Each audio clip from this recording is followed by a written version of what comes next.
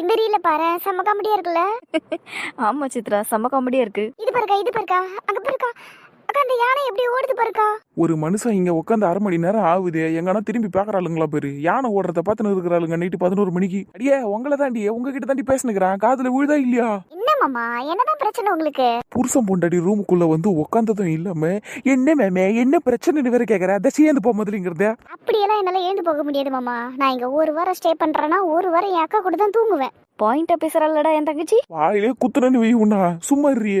எங்க பேரு கூட மாட்டா, நான் இங்க ஒரு வாரம் வந்து இருன்னு சொன்னது உங்க அக்காவுக்கு துணையா சந்தோஷமா நல்ல கிளகிலன்னு நீங்க காலையில இருந்து சாயங்காலம் வரைக்கும் சிரிச்சு விளையாடுவீங்கன்னு. நைட்டும் அவ கூட சேர்ந்து தூங்குறதுக்கெல்லாம் கிடையாது, புரியுதா? ஏன் இப்போ முதல்ல ஒரு ரூமுக்கு வந்துட்டா இப்பதான். எப்படி அழுவுறா இருப்பாருக்கா மாமா. ஏன் மாமா, ஒரு நைட்டு கூட அக்காவை பிரிஞ்சு தூங்க முடியாதா உங்களால? முடியாதுரியே. ரொம்பத்தான். அப்படியே வச்சுக்கடி அம்மா, இப்ப நீ எழுந்து போ, நான் தூங்கணும். தூங்குங்க மாமா, யாரு வேணாம்னு சொன்னது? பெட் ஃப்ரீயா தானே இருக்கு, போய் படுத்து தூங்குங்க. நான் இங்கேயே கொஞ்ச நேரம் உட்காந்து அக்கா கூட பேசிட்டு அதுக்கப்புறமா போறேன். அதெல்லாம் நான் ஒத்துக்க முடியாது. யாராகல இப்படி பண்ணிக்கிட்டு இருக்க? போய் படுத்து தூங்குடா. முடியாது, நீ வா, அவளை துரத்த முதலிங்கிறது. குழந்தை மாமா நீங்க. யாரு நானா? ஒழுங்கு மாதிரி ஏந்து போய் இங்க இருந்து புருஷன் பொண்டாட்டி சந்தோஷத்தை கெடுக்கிறதுக்குன்னே வந்து உட்காந்து இருக்குது பாரு. யாரு நான் உங்க சந்தோஷத்தை கெடுக்கிறேன்னா? ஏன் மாமா, என்னமோ நேத்து தான் உங்களுக்கு கல்யாணம் ஆன மாதிரி ஓவர சீனை போட்டுக்கிட்டு இருக்கீங்க. 7 மாசம் கிட்ட ஆயிடுச்சு, இன்னுமா மாமா அப்படியே புதுசா கல்யாணம் ஜோடிக்க மாதிரி ஃபீல் பண்றீங்க நீங்க? வாயை பத்தி அடி எதுக்கு? இதுக்குள்ள நான் தலையிட மாட்டேன்பா. நீ எதுல தாண்டி தலையிடுவா? எங்க பாரு பூத கண்ணடியா, 7 மாசம் இல்லடியே, 7 வருஷம் ஆனாலும் நான் புதுசா கல்யாணம் ஆன மாதிரி தான் ஃபீல் பண்ணுவேன். அப்படிதான் இருக்கணும் எல்லாரும், புரியுதா? அப்பா மாதிரி இங்க இருந்தேன். அம்மா எவ்வளவு தூரம் தான் போன்னு சொல்றது? நீங்க எவ்வளவு சொன்னாலும் நான் போக மாட்டேன் மாமா. இன்னைக்கு நான் அக்கா கூட தான் தூங்குவேன். சை, சொந்த செலவுல என்னத்தையும் வச்சுப்பாங்களாம், அந்த மாதிரி இல்ல இருக்குது இது. இதை நான் தான் காலைல ஃபோன் பண்ணி இங்க வா வா வா வா வான்னு. இப்ப பாரு, இது ஏன் உயிரே வாங்குது. அழாதீங்க மாமா, சும்மா சும்மா. நான் போயிடுறேன், இந்த கொஞ்ச நேரம் மட்டும் இங்க உட்காந்துட்டு போயிடுறேன்னா. என் சந்தோஷம். மூஞ்ச ஒழுங்கா வைடா. நீ வச்சுட்டு டீ செல்லும். ஓ வழியுது மாமா, தொடச்சுக்கோங்க. ஏய் சும்மா மாமா, சும்மா விளையாட்டுக்கு சொன்னேன். அப்புறம் மாமா, சும்மா சொல்லக்கூடாது மாமா, நீங்க உண்மையிலே சும்மா ஸ்மார்ட் தெரியுமா? அழகு மாமா நீங்க. அதான் எனக்கே தெரியுமே. இருந்தாலும் சொல்ல வேண்டியது என் கடமை இல்லையா மாமா? அதனாலதான் அப்பப்போ சொல்லி வச்சிடுறேன். சரி சரி, விஷயத்த சொல்லு. என்ன விஷயம்? இப்ப சோப்பு போட்டல, அது என்னத்துக்கு? இவ்வளவு குயிக்கா கண்டுபிடிக்கிறாரு பாருக்கா அவரு. அதுதான் என் புருஷன், ரொம்ப அறிவாளி இந்த மாதிரி விஷயத்துலலாம்.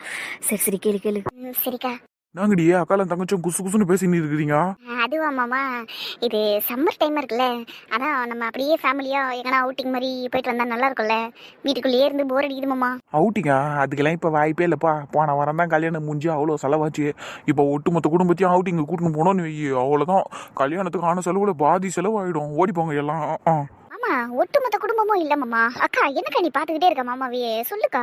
என் பொண்டாட்டி என்ன சைட் அடிப்பா, அப்படிதான். நீ எதுக்கு அதெல்லாம் கேக்குறா? சரி ராகுலே, அப்படியெல்லாம் ஒண்ணு இல்லடா. நீ பேசுற, நான் உன்னை பாக்குறேன், அவ்வளவுதான். ஓ, அவ கூட தான் பேசுறா. ஆனா நீ அவளை பார்க்காம என்ன மட்டும் தானே பார்த்துக்கிட்டே இருக்கிற. சும்மா இருடா நீ. தயவு செஞ்சு உங்க லவ் ட்ராக் எல்லாம் அப்புறமா போட்டுக்கங்க. இப்போதைக்கு நம்ம பேச வேண்டியது பேசிடலாம். ஆமாமா, கரெக்ட். ராகுல், சொல்லுடி செல்லுக்குட்டியே. நம்ம எல்லாருமே ஒரு அவுட்டிங் போயிட்டு வரலாம்டா. அதாவது பெரியவங்க இல்லாமல் நம்ம வரைக்கும், சரியா? நீ, நான், அதுக்கப்புறம் சித்ரா, குணாவையும் கூப்பிட்டுக்கலாம். அதுக்கப்புறம் நந்தினி, சந்தோஷ் அண்ணன், அப்புறம் மணி, மனோஜ் அண்ணன். அவங்க 2 பேரும் கூப்பிடலாமா வேணாமாங்கிறத அப்புறம் யோசிச்சுக்கலாம். பட் போகணுன்னா எல்லாரும் போகலாம், எப்படி? கப்புள்ஸ் அவுட்டிங் மாதிரி தெரியுதே இது. அதேதான் மாமா. உன் ஐடியாவா இது? ஆமா மாமா. இல்ல மாமா. ஐத்தலிக்கடி கும்மா, குணா கூட சேர்ந்து உன்னால தனியா ஊர் சுத்த முடியாதுங்கிறதுக்காக இப்படி ஒட்டுமொத்தமா கப்புள்ஸ் அவுட்டிங் பிளான் பண்ணிருக்கியோ? என்னக்கா இப்படி கண்டுபிடிக்கிறாரு இவரு? சும்மா இருடி. டே அப்படியெல்லாம் ஒன்றும் இல்லடா. ஆக்சுவலாக இது குணாக்கும் சித்ராக்கும் உள்ள அவுட்டிங் பிளான் கிடையாது. ஆக்சுவலாக இந்த அவுட்டிங் பிளான் நாங்கள் பிளான் பண்ணது எதுக்குன்னா, எதுக்கு? சந்தோஷ் அண்ணனுக்கும் நந்தினிக்காகவும் தான்டா. சரி, அவங்க வெளியே போறது எதுக்கு நீங்க பிளான் பண்ணிக்கிட்டே? அவங்களுக்கு போனோம்னா அவங்க தனியா போறாங்க. நீங்க எதுக்கு பிளான் பண்ணீங்க? எல்லாம் போனா ஜாலியா இருக்குமேனு பார்த்தேன், அவ்வளவுதான்டா. எங்கன்னா போயிட்டு ஒரு ரெசார்ட் எடுத்து அங்க நாள் ஃபுல்லா இருந்துட்டு, ஏன் ஒரு 2 நாள் கூட இருந்துட்டு ஜாலியா வரலாம்ல, அதுக்காக தான். பட்ஜெட் எகுருமே. என்னடா இப்படி சொல்ற? என்கிட்டயும் கொஞ்சம் சேவிங்ஸ் இருக்கு, நான் தரேன். சும்மா சொன்னேன்டி, நீ வேற. அதெல்லாம் நான் பாத்துக்கிறேன், சரியா? அண்ணங்கிட்ட மட்டும் டிஸ்கஸ் பண்ணிட்டு சொல்றேன் இந்த விஷயத்த. சூப்பர்டா என் செல்லகுட்டி. அங்க பேர் இது எப்படி பாக்குது பிரியா? புருஷன் பொண்டாட்டி பேசும்போது எதுக்கு எங்களையே பாக்குறா? சரி, நான் வேணா இப்படி திரும்பிக்கிறேன், நீங்க பேசி முடிச்சிட்டு சொல்லுங்க. கொழுப்பு பத்தியடி அவளுக்கு. பின்ன நீ ரொம்ப ஓவரா பேசுறியடா. செட்டு சேர்ந்துட்டியா உன் தங்கச்சி கூட? அவ்வளவுதான். எப்ப இந்த பொண்ணுங்க கட்சி மாறாளுங்கன்னு சொல்ல முடிய மாட்டேங்குது. சரி நான் போறேன். நான் போயிட்டு எங்க அண்ணன் கிட்ட பேசிட்டு வரேன். உண்மையிலே இந்த அவுட்டிங் பிளான் நல்லா தாண்டி இருக்கும். ஏன்னா நந்தினிக்கோ சந்தோஷனுக்கோ கல்யாணம் ஆனதுல இருந்து அவங்களும் எங்கேயும் பெருசா வெளியே போகல. இந்த பெரிய மணி அனிமுனுக்கு போகுது. ஆனால் நந்தினியை சந்தோஷம்னாலையும் எங்கேயும் போக முடியல. அந்த மாதிரிலாம் நம்ம இது ஒரு அனிமுன் ட்ரிப்பாகவே மாற்றி விட்டுருவோம். சரியா? லூசு பையன் உளறி கூட்டிட்டானே. மாமா ஓச்சு. என்ன புத கண்ணாடியா? கொஞ்ச நேரத்துக்கு முன்னாடி ஒண்ணு சொன்னீங்களே, அது உண்மையா? நான் என்ன சொன்னேன்? நீங்களே ரீவைண்ட் பண்ணி பாருங்க மாமா. என்னத்த ரீவைண்ட் பண்ணணும்? அதான் இந்த பிளான் நல்லா இருக்கும். சந்தோஷ் அண்ணனுக்கும் நந்தினிக்கும் கல்யாணம் ஆயிடுச்சுல, அனிமூனுக்கு மனோஜ் அண்ணனுக்கும் மணிக்கும் கல்யாணம் ஆயிடுச்சுல, அனிமூனுக்கு அவங்க போகிறாங்க. அதே மாதிரி நானும் என் பொண்டாட்டியும் அனிமூனுக்கு போகிறோம். அதை தான் சொன்னேன். அப்புறம் வெறுப்பேத்துது பாரு. அதே அப்ப நான் அப்படித்தான் சொன்னேன். போ. இல்லையே, என் காதுல வேற மாதிரி வந்துச்சே மாமா. என்ன வந்துச்சு? இப்ப கூட வளர்னீங்களே மாமா, சந்தோஷ் அண்ணனுக்கும் நந்தினி அக்காவுக்கும் கல்யாணம் முடிஞ்சிருச்சுன்னு. அதுதான் வாய் தவறி சொல்லியிருப்பேன். மனோஜ் அண்ணனுக்கும் மணிக்கும் தானே கல்யாணம் முடிஞ்சுதா? சும்மா சமாளிக்காதீங்க மாமா, தெளிவா சொன்னீங்க நீங்க. அதுவும் 2 முறை சொல்லிட்டீங்க. அப்புறம் என்ன, எதனா சீக்கிரட்டா மேரேஜ் பண்ணி வச்சிட்டீங்களா என்ன அவங்க 2 பேருக்கும்? பாயிண்டா கேக்குதா காயத்ரியா? என்ன காயத்ரி, மூஞ்ச பாரு அவனுக்கு. உளறு வை, ஓட்ட வை. நீ ஏன்டா இப்படி இருக்கிற? உங்ககிட்ட ஒரு விஷயத்தையும் உருப்படியா வச்சுக்க மாட்டியா நீ? யாருக்கிட்டையாவது உளறி தொலைவியா நீ? ஏன்டா இப்படி இருக்கிற? கூடு மண்டையா, குருவி கூடு மண்டையா? ஏன்டி திட்டுற? இதுக்குதான் உன் தங்கச்சியா போனேன். அது அப்படியே உட்காந்து இருக்குது ஆணி வச்ச மாதிரி. அதனால தான் வளரிட்டேன் நானு. அது போயிருந்ததுன்னா இந்நேரம் இந்த விஷயம் எல்லாம் சொல்லியிருப்பேனா? என்ன பாவங்க மாமா, விடுக்கா. நீங்க விடுங்க மாமா, நீங்க சொல்லுங்க, மேல சொல்லுங்க. எப்ப கல்யாணம் நடந்தது? அதே மணிக்கு கல்யாணம் நடந்ததுல, அதுக்கு 2 நாளைக்கு முன்னாடி தான் சந்தோஷ் அண்ணனுக்கும் நந்தினிக்கும் நாங்க ரெஜிஸ்டர் மேரேஜ். நான் எதுவும் சொல்லலப்பா. எப்படி வந்து வரோம் அந்த பொண்ணு அபுத கண்ணாடியா? Register marriage நடந்துருச்சா? செம்ம மாமா, நீங்க உண்மையிலே ஸ்மார்ட் மாமா. நீங்க என் அக்காவை ரெஜிஸ்டர் மேரேஜ் பண்ணதும் இல்லாம உங்க அண்ணனுக்கும் ரெஜிஸ்டர் மேரேஜ் பண்ணி வச்சிருக்கீங்க பாத்தீங்களா? சான்ஸே இல்லை போங்க. இந்த விஷயம் மட்டும் நம்ம குடும்பத்துல இருக்கிறவங்களுக்கு தெரிஞ்சதுன்னு வைங்க, உங்களை நிக்க வச்சு பாலாபிஷேகம் பண்ணுவாங்க மாமா. பாரு அது எப்படி பயமுறுத்துதுன்னா. வளர் நல்ல அனுபவி. என்ன அனுபவிய? நீ கூட தானே வந்து சாட்சி கையெழுத்து போட்ட. எபுது கண்ணடியா? உங்க அக்காலம் தான் வந்து சாட்சி கையெழுத்து போட்டா. அப்ப உங்களுக்கு நடக்கிற பாலாபிஷேகத்துல இலவச இணைப்பா எங்க அக்காவுக்கும் நடக்கும். அடியே துரோகி, இப்படி எல்லாம் பேசாத. வீட்டுல என்ன சின்ன சின்ன விஷயத்துல எல்லாம் போட்டு கொடுக்குற மாதிரி இதையெல்லாம் போய் அப்பா அம்மா கிட்டயோ இல்ல அத்தை மாமா கிட்டயோ சொல்லி வச்சிடாதடி. இப்ப சிச்சுவேஷன் வேற சரியில்லை. ஆமா சித்ரா, இதெல்லாம் சொல்லிடாத. ஏற்கனவே மணியால வீட்டில் இருக்கிற எல்லாருமே மன உளைச்சல்ல இருக்காங்க. இப்போ சந்தோஷ் அண்ணனுக்கும் நந்தினிக்கும் கல்யாணம் ஆயிடுச்சுன்னு தெரிஞ்சதுன்னு வையன், எல்லாருமே உண்மையிலே ரொம்ப வருத்தப்படுவாங்க. சந்தோஷப்படுறதெல்லாம் அப்புறமா தான், ஆனால் முதல்ல வருத்தப்படுவாங்கல்ல, ரொம்ப கஷ்டப்படுவாங்க. ஏன் நாங்களாம் இல்லையா, நாங்கள் பண்ணி வைக்க மாட்டோமா, நம்பிக்கை இல்லையா, அப்படி இப்படின்னு ஆரம்பிச்சிருவாங்க. அதனால இப்போதைக்கு எதையும் சொல்லாதிரி சொல்லும். நீங்க 2 பேரும் என் மேல இப்படி நம்பிக்கை இல்லாம பேசுறீங்க. அப்படியே நான் போய் போட்டு கொடுத்துட்டு போறேன்? அதெல்லாம் இல்லை, நான் எதுவும் சொல்ல போறது இல்லை. அண்ணனுக்கும் அக்காக்கும் கல்யாணம் ஆயிருக்குன்னு தெரிஞ்சதுமே எனக்கு ரொம்ப சந்தோஷமா ஆயிடுச்சு. அதையெல்லாம் போய் நான் யார்கிட்டயும் சொல்ல மாட்டேன், கண்டிப்பா சொல்ல மாட்டேன். என் செல்ல குட்டிடி நீ, என் தங்கச்சின்னா தங்கச்சி தான். அப்புறம் என்ன மாமா, நீங்க எதுவும் சொல்லாம அமைதியா இருக்கீங்க? நீங்களும் சொல்லுங்க. என் மச்சி நிச்சுன்னா என் மச்சி நிச்சு தான், என் செல்ல குட்டி. அப்படி வாங்க வழிக்கு 2 பேரும். பாரு, அப்படியெல்லாம் வர முடியாது. ஏதோ பானா போட்டுமே சின்ன குழந்தையாச்சேன்னு சொல்லிட்டு நான் உன்னை செல்ல குட்டின்னேன். அதுக்காகலாம் வரல சீன் ஓட்டாத. நீ மட்டும் சீன் ஓட்டினேன்னு வையா, அப்புறம் உன் லவ் மேட்ரு வீட்டில் இருக்கிறவங்க கிட்ட எல்லாம் நாங்க சொல்லிடுவோமே. அச்சோ, அவன் மூஞ்ச மாறிடுச்சு. ஏய் சும்மா சொன்னாண்டி, அவன் பயப்படாத. இந்த மாமாவை என் மனசுல நான் ஹீரோ கணக்குல வச்சிருந்தா எப்படி வில்லு மாதிரி பேசுது பாருக்கா. நான் தான் சொன்னேனே உன்கிட்ட ஏற்கனவே. இப்ப தெரிஞ்சுக்கிட்டியா? ரொம்ப நல்லாவே தெரிஞ்சுக்கிட்டேன். மூஞ்ச பாருங்களா அவருக்கு. ஏன் மூஞ்சிக்கு நடியே, நான் நல்லா தானே இருக்கிறேன். நீ கூட தானே சொன்னேன் இப்ப மேமேட்டாக்குறாருன்னு. மாமா சரி சரி, டென்ஷன் ஆகாத. அப்படியே உன்னை நான் போட்டு கொடுத்துட்டு போறேன். நீ என் செல்ல குட்டிடியே. நீ பாரு, இப்போ உனக்கும் குணாக்கும் திருட்டு கல்யாணம் தான் நடக்கணும் அப்படின்னு ஒன்று எழுதி வச்சிருந்ததுன்னு வையே, அதை இந்த மாமங்காரன் தான் முன்னாடி நின்று பண்ணி வைப்பேன். சரியா? எதுக்கும் கவலைப்படாத. சரிங்க மாமா, thank you. You are so sweet மாமா. இப்போ மட்டும் இழுகிறா பாரு. உன் தங்கச்சி உண்மையில ரொம்ப மோசம்டி. கல்யாணம்னு எப்படி சிரிக்குது பாருது. அப்படியெல்லாம் இல்ல மாமா, கல்யாணத்துக்காக நான் சிரிக்கல. நீங்க நிப்பன்னு சொன்னீங்கல்ல, அதுக்காக தான் மாமா சந்தோஷப்பட்டு சிரிச்சேன். ஐயோ, நெஞ்ச தொட்டுட்டாலியே, என் நெஞ்ச தொட்டுட்டாலியா. இது ஒண்ணு போதுண்டி, மாமா உன்னை நல்லபடியா வாழ வைப்பண்டி. சூப்பர் மாமா நீங்க. சரி சரி, புகழ்ந்தது போதும். போ, முதல்ல இந்த ரூம் விட்டு நான் என் பொண்டாட்டியோட தூங்கணும். காரியத்துல குறியா இருக்கிறீங்களே. சரி சரி போறேன். என்னங்க பால் இருந்தாங்க. டேபிள் மேல வை ஷில்பா, அப்புறமா எடுத்துக்கிறேன். சரிங்க, ஏன் ஒரு மாதிரி டல்லா இருக்கீங்க? வேற எப்படி ஷில்பா இருக்க சொல்ற? நார்மலா இருங்க. இப்ப என்ன ஆயிருச்சுன்னு நீங்க இப்படி மூஞ்சி தூக்கி வச்சிருக்கீங்க? எனக்கு அதான் புரியல. இன்னைக்கு இவ்வளவு பெரிய விஷயம் நடந்திருக்கு. இதெல்லாம் தெரிஞ்சா எப்படி என்னால நார்மலா இருக்க முடியும்? எனக்கு மனசுல ஒரு மாதிரி இருக்கு ஷில்பா. நீங்க இப்படி வருத்தப்பட்டுக்கிட்டு இருக்கிறதுனால எதுவும் மாற போறது இல்ல முரளி. நம்ம பெத்து வச்சது நம்மளுக்கு எதனா ஒரு பிரச்சனையை கொடுத்துக்கிட்டே இருக்கணுங்கிறதுக்காக தான் இப்படி எல்லாம் பண்ணிக்கிட்டு இருக்கு ஒன்னொன்னா. என்னால உன் பொண்ணை புரிஞ்சுக்கவே முடியல ஷில்பா. அவளுக்கு வேண்டியதெல்லாம் செஞ்சு கொடுத்து அவளை நல்லபடியா தான் கட்டி கொடுத்துருக்கோம். ஒரு சின்ன குறை வைக்காம கட்டி கொடுத்துருக்கோம். அவ கேட்டது எல்லாத்தையுமே பண்ணியிருக்கோம். அப்படி இருக்கும்போது எதுக்கு இப்ப இவ்வளவு பெரிய பிரச்சனையை உண்டாக்கி நந்தினியை கஷ்டப்படுத்தி அவளை தகாத வார்த்தை பேசி என்னால இதெல்லாம் ஏத்துக்க முடியல. உண்மையிலே பாவங்க அந்த பொண்ணு நந்தினி. அவ அண்ணனுக்கு ஒரு ஆசையில ஒரு கிஃப்ட்டை வாங்கி கொடுத்துருக்கா. அதை பார்த்துட்டு நம்ம வீட்டு பொண்ணுக்கு பொறுக்க முடியாம அதுவும் அவ புருஷனுக்கு ஒரு சூப்பரா ஒரு கிஃப்ட்டை வாங்கி தரணும்னு சொல்லி சந்தோஷுக்கு கால் பண்ணி கேட்டிருக்கு. அவன் காசை கொடுக்க முடியாதுன்னு சொன்னதும், ஓ உனக்கு நந்தினிக்கு வாங்கி தரத்துக்கு காசு இருக்குது ஆனா எனக்கு செலவு பண்ண காசு இல்லையான்னு சொல்லி கொஞ்சம் கூட மனசாட்சி இல்லாம பேசி இவ்வளவு பெரிய சண்டை இழுத்து விட்டுருக்கா. இதுல அந்த பொண்ணை வேற இஷ்டத்துக்கு தகாத வார்த்தையெல்லாம் பேசியிருக்கா. என்னால இதையெல்லாம் உண்மையிலே ஏத்துக்க முடியல. ஆனாலும் என்ன பண்றதுங்க, நம்ம பெத்து வச்ச பிசாசு இப்படி எல்லாம் பண்ணிக்கிட்டு இருக்கு. வர கோபத்துக்கு நான் மதியமே கிளம்பி போய் அடிச்சிருப்பாங்க. மீனா தான் எதுவும் பண்ண வேணாம், அப்படியே விட்டுடு, அது அந்த வீட்டுக்கு போய் வாழ போயிருக்குது, இப்படி எல்லாம் நீ கோவப்பட்டு எதுவும் பண்ணிக்கிட்டு இருக்காதுன்னு சொல்லிச்சு. அவளை போய் அடிக்கிறதுனாலயோ திட்டுறதுனாலயோ எல்லாம் மாறிட போதான் என்ன? இது அவளோட அடிப்படை குணமாவே இருக்கு. ஆனா இது தெரியாம இத்தனை வருஷமா நம்ம இருந்திருக்கோம் பாத்தியா? என்னத்த சொல்றது? சும்மா ராகுலி கிட்ட சாப்பிட்ற விஷயத்துல தானே போட்டி போட்டுக்கிட்டு இருக்கா. அவ்வளோதான், அவன்னு இத்தனை வருஷமா நம்ம நம்பிக்கிட்டு இருந்தோம். ஆனால் உங்கள் பொண்ணு அப்படி இல்லைங்க முரளி. அவளுக்கு நிறைய பொறாமை இருக்கு, நிறைய கீழ்த்தனமான சிந்தனைகள் இருக்கு. இதெல்லாம் அவளை எங்கே போய் நிறுத்துமோன்னு தான் எனக்கு பயமா இருக்கு. இப்போ கல்யாணம் வேற பண்ணி கொடுத்துருக்கோம். அந்த வீட்லேயும் போய் இப்போ ஆரம்பிச்சு விட்டுருக்கா. இது எங்கே போய் முடிய போதோ தெரியல. எனக்கும் அந்த பயம் தான் ஷில்பா. அதனாலதான் இப்படி டல்லா உட்காந்துக்கிட்டு இருக்கேன். இன்னைக்கு ஊர்ல இருந்து போன் வந்ததுல இருந்து நான் நானாவே இல்லை ஷில்பா. எனக்கு எந்த வேலையுமே ஓடல. ஆபீஸ்ல கூட என்னால நிம்மதியா வேலை செய்ய முடியல தெரியுமா? சரி விடுங்க முரளி, நம்ம இப்படியே கவலைப்பட்டுக்கிட்டு இருந்தோம்னா சரிப்பட்டு வராது. கடவுள் நம்ம கூட இருக்காருங்க. நம்ம பொண்ணு வாடிக்கையில அப்படியே விட்டுற மாட்டாரு. பார்க்கலாம். நீ வேண்ட தெய்வம் நம்ம பொண்ணை கைவிடாம காப்பாத்து தானே பார்க்கலாம். கண்டிப்பா காப்பாத்துங்க, நீங்க கவலைப்படாதீங்க. ஆனா ஷில்பா, எனக்கு ஒண்ணு மட்டும் புரியல ஷில்பா. இந்த பிரச்சனை ஆரம்பிச்சது சந்தோஷ் 2 லட்சம் கொடுக்க முடியாதுன்னு சொன்னதுனால தானே? ஆமாங்க. ஏன் உன் பிள்ளையால 2 லட்சம் தர முடியாதுன்னு சொன்னான்? தரக்கூடிய இடத்துல தானே அவன் இருக்கான்.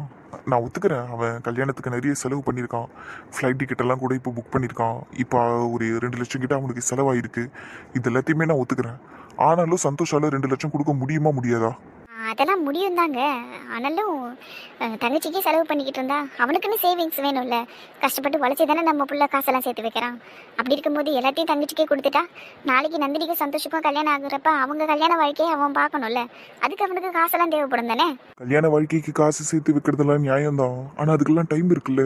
இப்போ என்ன பிரச்சனையோ அந்த பிரச்சனையை சரி பண்ணி விட்டுருக்கலாம்ல. அதை விட்டுட்டு கொடுக்க முடியாதுன்னு சொன்னதுனால அவ என்னென்னமோ பேசி எவ்வளோ பெரிய பிரச்சனை ஆயிடுச்சு. இதனால நம்மளுக்குள்ளேயே தானே மனக்கசப்பாச்சு. இந்த பேர் சிவா ஃபோன் பண்ணி வருத்தப்பட்டான். பார்வதி உன்கிட்ட ஃபோன் பண்ணி வருத்தப்பட்டுச்சு. இப்படி இவ்வளோ பேர் மனசும் கஷ்டப்பட்டுருக்கு. இதுக்கு சந்தோஷம் கொடுக்குறேன்னு சொல்லியிருக்கலாம்ல. அப்புறமா கூட என்கிட்ட கேட்டு வாங்கிட்டு இருக்கலாம்ல. நான் கூட கொடுத்துருப்பேனே அவனுக்கு. நீங்க என்னங்க இப்படி பேசிக்கிட்டு இருக்கீங்க? அதுக்குன்னு அவ கேட்கறப்பெல்லாம் கொடுத்துக்கிட்டே இருக்க முடியுமா? அதெல்லாம் தப்புங்க. அப்படியெல்லாம் இருக்கக்கூடாது. முடியாதுன்னு சொன்னா உங்க பொண்ணு எந்த லெவலுக்கு இறங்கி வேலை பார்க்கறாங்கிறது இப்ப இதனால தானே நம்மளுக்கு தெரிஞ்சிருக்கு. என்னமோ பூஷில்பா. ஒரு பக்கம் உன் பொண்ணு தப்பு பண்றா, இன்னொரு பக்கம் உன் புள்ள அந்த தப்பை செய்யறதுக்கு தூண்டி விட்டுக்கிட்டு இருக்கான்.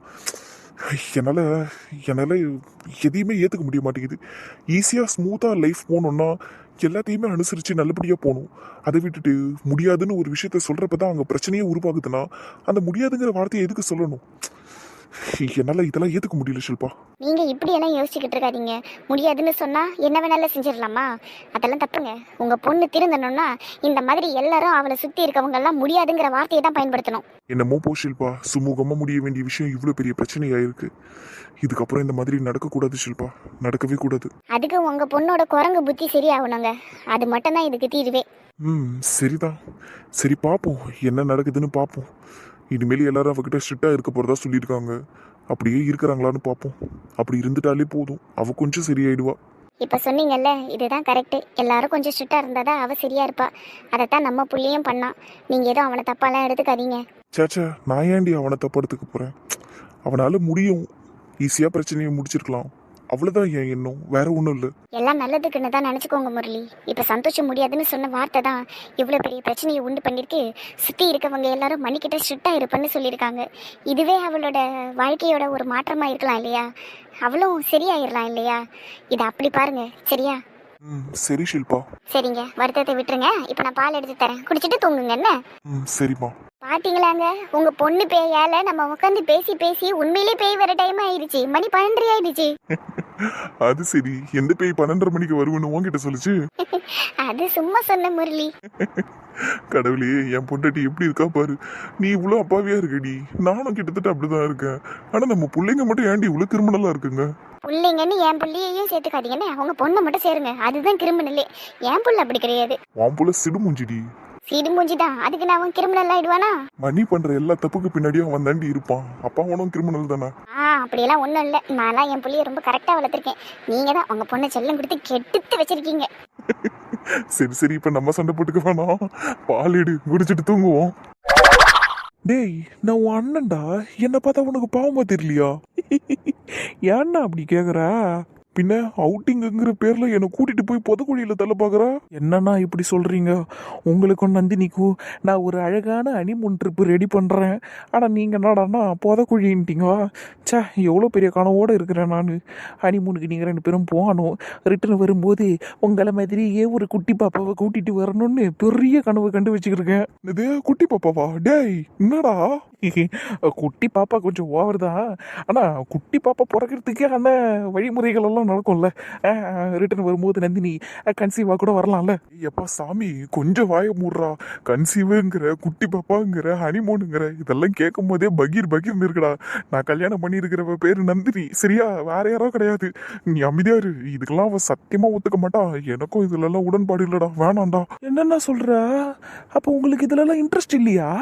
இன்ட்ரெஸ்ட் எல்லாம் இல்லாம இல்லடா, அதெல்லாம் இருக்கு. ஆனா இப்ப அதுக்கெல்லாம் சான்ஸே இல்லை. வேணவும் வேணாம். அண்ணா, நான் குட்டி பாப்பாவை பத்தி பேசல, ஹனிமூனை பத்தி பேசுறேன். நானும் அதை தான்டா சொல்றேன். இப்ப அதெல்லாம் ரொம்ப தப்புடா. அதுவும் இல்லாம வீட்டுல இருக்கவங்களுக்கெல்லாம் விஷயம் தெரியாது. இந்த நேரத்துல போய் நாங்க இப்படியெல்லாம் சான்ஸே இல்லை. வேணாம். நான் நீ இவ்வளோ நல்லவனா இருக்கிறா? போனா நான் கூட நீ எல்லாம் சரின்னு சொல்லிட்டு ஜாலியாக நந்தினி கூட போய் ஊரை சுற்றிட்டு அப்படியே உங்கள் அடிமூனெல்லாம் முடிச்சிடுவீங்கன்னு நினச்சேன். சக், நீங்கள் 2 பேரும் வேஸ்ட்டுண்ணா. அப்படியே இருந்துட்டு போறோம்டா, பரவாயில்ல, அதுல தப்பே இல்லை. ஏற்கனவே கல்யாணத்தை பண்ணிட்டு யாருக்கும் சொல்லாம அதுவே மனசுக்குள்ள ஒரு மாதிரி இருக்கு. இந்த உண்மையை மறைக்கிறது ரொம்ப கஷ்டமா இருக்குடா. இதுல இந்த ஹனிமூனு அதெல்லாம் ரொம்ப டூ மச்சா போயிடும்டா, வேணாம். சரிண்ணா, ஃப்ரீயாக விடுங்க. என்னதான் இருந்தாலும் உங்கள் 2 பேருக்கும் மறுபடி கல்யாணம் ஆயிருக்கு. சட்டப்படி அவள் உங்களுக்கு பொண்டாட்டி. அதனால தான் சரி நீங்கள் ஹனிமூனெல்லாம் போய் செலிப்ரேட் பண்ணுவீங்களோன்ற ஒரு எண்ணத்தில் அப்படி சொல்லிட்டேன். வேற எதுக்காகவும் இல்லை, சரியா? புரியுதுடா, அதெல்லாம் புரியாம இல்லை. நானும் அவ்வளோ சந்தோஷமா இருக்கணும்னு நீ நினைக்கிற, அதெல்லாம் கரெக்டு தான். ஆனா இப்போதைக்கு அது சரிப்பட்டு வராது. சரி, ரைட்டு, விடுங்கண்ணா. நீங்கள் ரொம்ப நல்ல புள்ளியாக இருக்கிறீங்க, அப்படியே இருந்துட்டு போங்க. ஆனால் உங்கள் இடத்துல நான் இருந்து என்ன அப்படி யாருன்னா கேட்டிருந்தாங்கன்னு வைங்க, உடனே என் பொண்டாட்டியை இஸ்துக்குன்னு ஓடி இருப்பேன். நீ இருக்கியே கடவுளே. டேய், நீ கூட காயத்ரி ரெஜிஸ்டர் மேரேஜ் தானடா பண்ண? அப்போ இந்த மாதிரி எதனா பண்ணிட்டியாடா? டேய் கிறுக்கா, என்னடா இப்படி சிரிக்கிற? அப்போ வீட்டுக்கு தெரியாம தப்பெல்லாம் பண்ணிருக்கியா நீ? என் பொண்டாட்டி கூட சேர்ந்து நான் பண்றது எப்படி தப்பாவோ? அடப்பாவி. சீ, சிரிக்காத. சும்மா சொன்னேன்னா நீங்கள் வேற. எங்கள் ரிஜிஸ்டர் மேரேஜ் முடிஞ்ச கையோட நான் எங்கள் அம்மா வீட்டுக்கு தான் அவளை கூட்டின்னு போனேன். அங்கே கூட்டின்னு போயிட்டு எங்கள் அம்மா கிட்ட சொல்லி எங்களை ஏற்றுக்க சொல்லி வெளியே நின்று கெஞ்சி எங்கள் அம்மா எங்களை காரி துப்பி என் ட்ரெஸ் எல்லாம் தூக்கி வெளியே போட்டு ஓடிங்க நாய்ங்களான்னு சொல்லிச்சு. அதுக்கப்புறம் தான் ஷில்பா அம்மா வந்து எங்களை இங்கே கூட்டின்னு வந்தாங்க. அவ்வளோதான். அதுக்கப்புறம் கல்யாணம்லாம் ஏற்பாடு பண்ணிட்டாங்க. அதுக்கப்புறம் தான் எங்களுக்கு ப்ராப்பராக ஃபர்ஸ்ட் நைட் நடந்தது. அதுக்கு முன்னாடிலாம் நாங்கள் எங்கேயும் வெளியே போகல, ஒன்றும் நடக்கலை.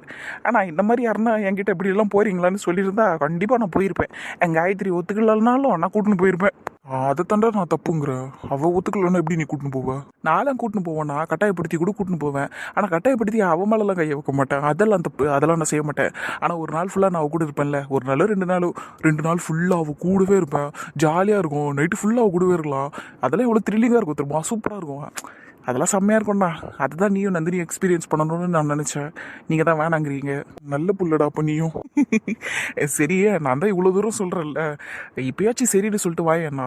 அதுவும் இல்லாமல் நந்தினியும் உங்களை எங்கன்னா கூட்டிகிட்டு போக சொல்லி கேட்டுச்சுன்னு சொன்னீங்கல்ல, இப்படியே நம்ம ஒரு அவுட்டிங்கை பிளான் பண்ணா என்ன?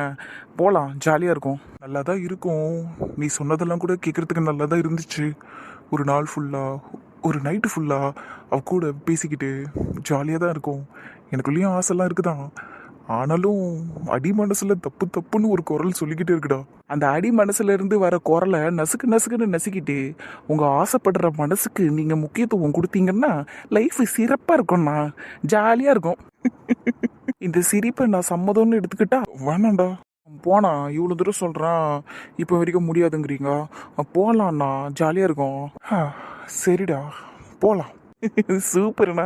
சரி, அப்போ ட்ரிப்புக்கு என்னென்ன பண்ணணுங்கிறதெல்லாம் நான் பார்த்துக்கிறேன். பிளான் போட்டுட்டு உங்களுக்கு சொல்கிறேன். ட்ரிப்புங்கிற பிளானுங்கிற நம்ம எங்கே போகிறோன்னே சொல்லலையாடா நீ? கழுத கெட்டா குட்டிச்சவரு தோ கிடக்குது பாண்டிச்சேரின்னு ஓட வேண்டித்தான். பாண்டிச்சேரியா? அப்போ ஓகேடா, பட்ஜெட் ஃப்ரெண்ட்லியாக இருக்கும். அந்த பட்ஜெட்டுக்காக தானே நானும் பாண்டிச்சேரியை சூஸ் பண்ணேன். ஏன்னா மணி கல்யாணத்தில் நல்ல செலவாயிடுச்சு. இப்போ நம்ம ஊட்டி கொடைக்கானல்னு போனோம்னா ஏகப்பட்ட செலவாகும். அதுக்கெல்லாம் இப்போதைக்கு சரிப்பட்டு வராது. அதனால தான் இதோ ஆகிற பாண்டிச்சேரிக்கு போயிட்டு வந்துடலான்னு. சரி, அப்போ 2 days ரெசார்ட்டை புக் பண்ணிடுறேன். ஓகேடா, என்னைக்கு போகிறோம், அப்புறம் ரெசார்ட்டுக்கு எவ்வளோ ஆகும், இந்த டீட்டெயில்ஸ் எல்லாம் சொல்லி எனக்கு, நான் பார்த்துக்கிறேன். வேணாண்ணா, ஏற்கனவே அவள் கல்யாணத்தில் நிறைய செலவு பண்ணியிருக்கீங்க. நான் பார்த்துக்கிறேன் இதை. அப்படியெல்லாம் நீ பெரிய மனுஷன் ஆகிறதுக்கு நான் ஒத்துக்க மாட்டேன். ரெசார்ட் புக்கிங்கை நான் பார்த்துக்கிறேன், ஃபுட்டை நீ பார்த்துக்கோ, அப்புறம் பெட்ரோல் போடுற செலவெல்லாம் நான் பார்த்துக்கிறேன். சரி, அப்போ ஃபுட்டு சரக்கு நான். என்ன சொன்னேன் இப்போ? சரக்கு மூக்க உடைச்சிருவேன் ராஸ்கல். பொம்பளை பசங்களை கூட்டிட்டு போறோம், அதெல்லாம் தப்பு. வேணாம். என்னண்ணா நீ? சரி, அட்லீஸ்ட் பீரு யோசிச்சு சொல்றேன். சரி, நான் என் சொல்ல குட்டியா. அப்போ சரின்னு தான் நீங்கள் சொல்லுவீங்க, எனக்கு நல்லா தெரியும். சரி, அப்போ நான் போய் தூங்குறேன். நாளைக்கு ஆஃபீஸுக்கு போனால் நேரம் ஆகுதுல்ல. பாருங்க, பேசி பேசி மணி 1 ஆயிடுச்சு. சரி, கிளம்பு. Good night. குட் நைட்ண்ணா. நீங்களும் நந்தினியே சந்தோஷமா இருக்கணும்ண்ணா. எனக்கு அது ஒன்று போதும்ண்ணா. அதுக்காக தான் இந்த ராகுல் இவ்வளோ சிரமப்பட்டு இவ்வளோ நேரம் உட்காந்து பேசினாண்ணா. போடா. சரி, நான் என் சொல்லிக்கிட்டே போயிட்டு வரேன். டாடா. ஆரம்பத்தில் அப்படியே பயமுறுத்துற மாதிரி பேசிட்டு கடைசியில் சந்தோஷப்படுத்திட்டு போயிட்டான் என்ன. என் தம்பி இருக்கானே, கடவுள் கொடுத்த வரும். ஐயோ, நல்ல வேலை அவன் இருக்கும்போது இதெல்லாம் சொல்லலை. அப்புறம் என் தலையில் உட்காந்து ஆடி இருப்பான் அவன். சரி, அப்போ இந்த அவுட்டிங்க்கு கண்டிப்பாக ஒரு 1 லட்சம் எடுத்து வைக்கணும். ஏன்னா ரெசார்ட் புக்கிங்கு, பெட்ரோல் எக்ஸ்பென்ஸ்ன்னு கரெக்டாக இருக்கும். ஆனால் அப்பா அம்மா கிட்ட எப்படி இதை பற்றி பேசுறது? உன் தங்கச்சிக்கு 2 லட்சம் கொடுக்கறதுக்கு உனக்கு துப்பு இல்லை. ஆனால் வெளியில் போறி என்னெல்லாம் கேட்டுற மாட்டாங்களே. சச்சா, கேட்க மாட்டாங்க. நம்ம அப்பா அம்மா அப்படி கேட்க மாட்டாங்க. கண்டிப்பாக கேட்க மாட்டாங்க, நம்புகிறேன்.